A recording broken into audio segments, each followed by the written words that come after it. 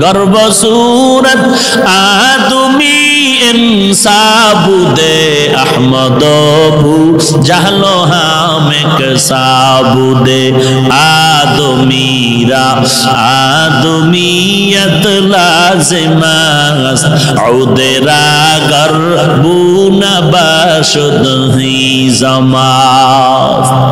গোটা দুনিয়াটা শাসন করেছেন দুইজন, শোষণ করেছে দুইজন।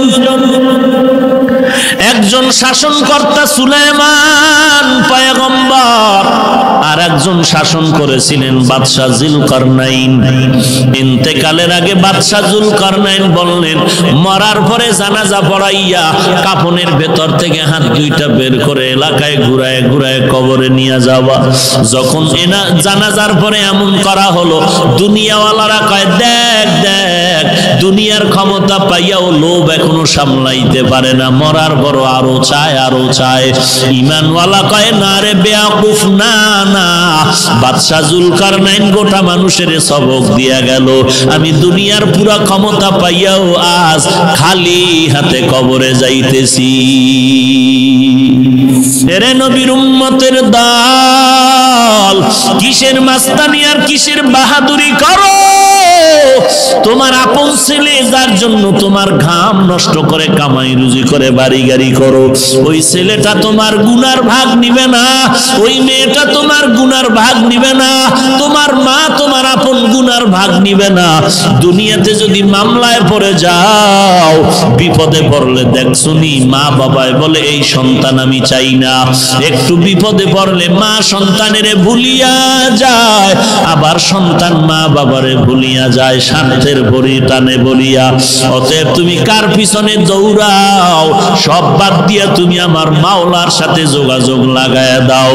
আল্লাহকে ডাক দিয়া বলো, হে মালিক, দুনিয়াতে এই 70 বছর 60 বছর 40 বছর হায়াতে আমার প্রত্যেকটা সেকেন্ড আমি আমার দুনিয়ার লাইনে ব্যয় করলাম, বন্ধুর লাইনে ব্যয় করলাম, আমার খেলার মাঠের বন্ধুর পিছনে আড্ডা দিয়া সময় নষ্ট করলাম, লেখাপড়ার মাঠে আমার ছাত্র ভাই বোনের পেছনে সময় দিলাম, কর্মজীবনে আবার আমি টাকার পেছনে সময় দিলাম, আজান কানে আসছে মসজিদে যাই নাই, আলেম ওলামার মাইকের বয়ান আসছে বয়ানে যাই নাই, আল্লাহ ওয়ালারা ডাকছে আসো, মুয়াজ্জিন ডাকছে আসো, যাই নাই।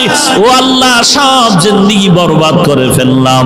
চোখ দুইটা বন্ধ করে তাকায় দেখি আমার আমল নামায় ভালো একটা নেক আমল নাই।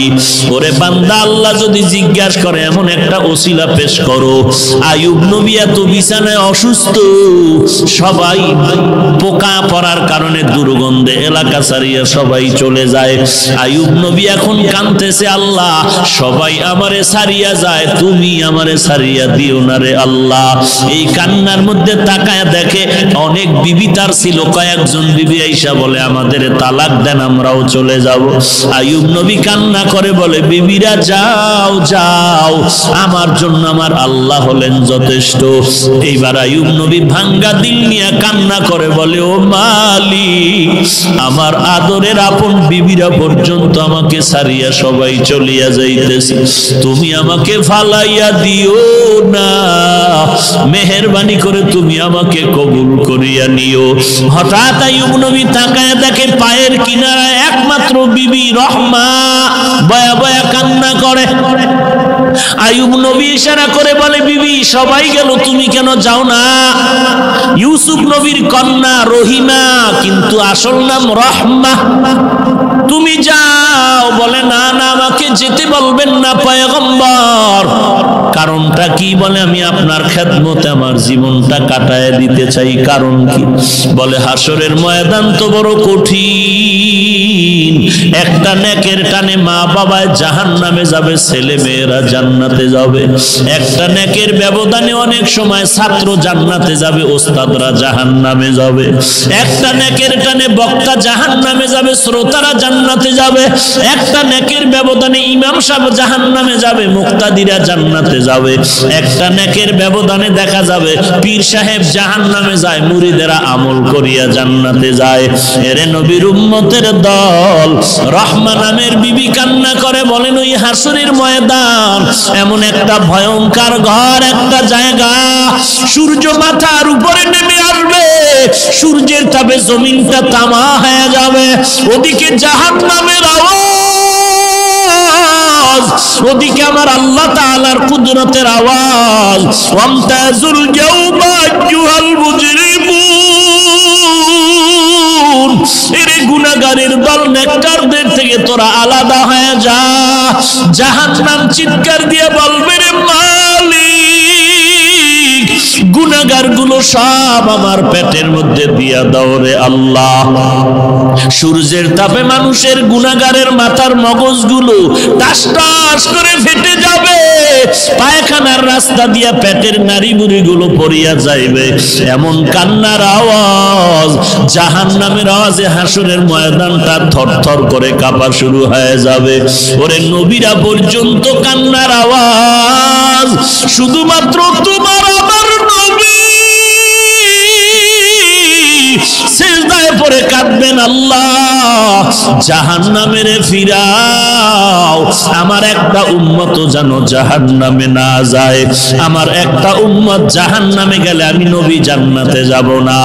আল্লাহ বলবেন, নবী আপনি কাঁদবেন না, আপনি চিনিয়া চিনিয়া বাছাই করে করে আপনার উম্মতের জান্নাতে নেওয়ার চেষ্টা করেন।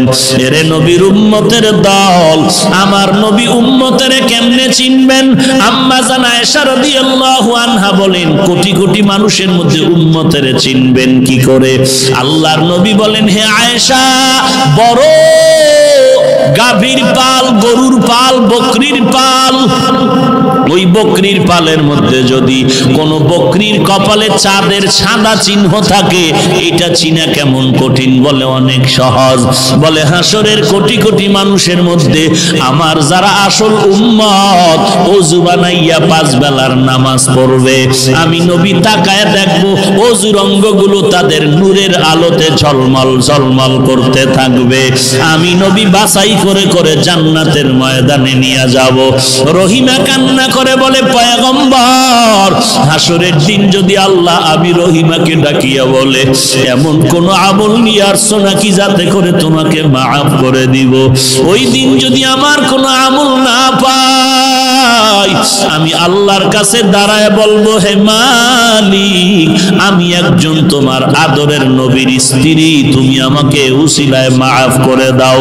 আমার আল্লাহ নবীর মোহাব্বতে আমি রহিমাকেও মাফ করে দিতে পারেন।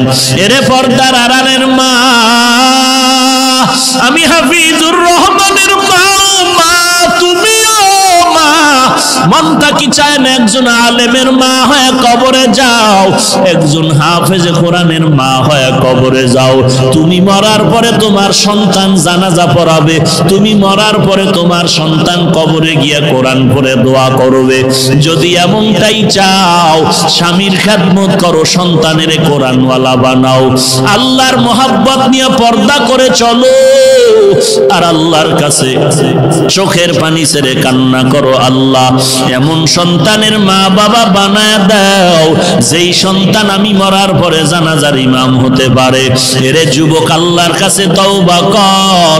যৌবনের 3 ভাগের 2 ভাগ গুনাহের কাজে ব্যয় করছো, আর কয়দিন বাহাদুরি করবি? এখান থেকে ঘর পর্যন্ত যাওয়ার গ্যারান্টি তোর হাতের মধ্যে নাই।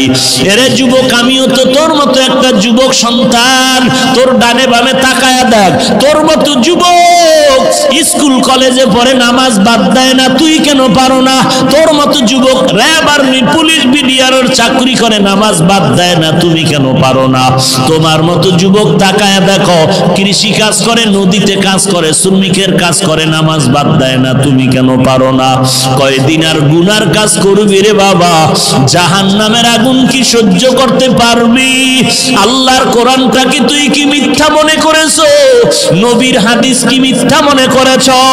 আল্লাহর কোরআনের আওয়াজ, এক জাররা পরিমাণ গুনাহ নিয়ে যদি কবরে যাও, ওই কবরের দুই পার্শ্বের মাটির চাপ পাজরের হাড় চুরমার হয়ে যাবে, সহ্য করতে পারবি না রে আল্লাহর বান্দা। তওবা কর, আল্লাহর কাছে কান্না কর, ও আল্লাহ জীবনে আর কোনোদিন নামাজ ছাড়বো না, বেপরদায় চলবো না, আর কোনোদিন মা বাবার সাথে বেয়াদবি করব না, আলেম ওলামাদের সাথে বেয়াদবি করব না, আর কোনোদিন দেশের বিরুদ্ধে জাতির বিরুদ্ধে ষড়যন্ত্র করব না, সহিভাবে কোরআন পড়ে নামাজ পড়বো, নবীর তরিকায় চলবো। তওবা করার যদি নিয়ত হয়, খাঁটি তওবার নিয়তে দুটো হাত আমার আল্লাহকে দেখায়া দাও।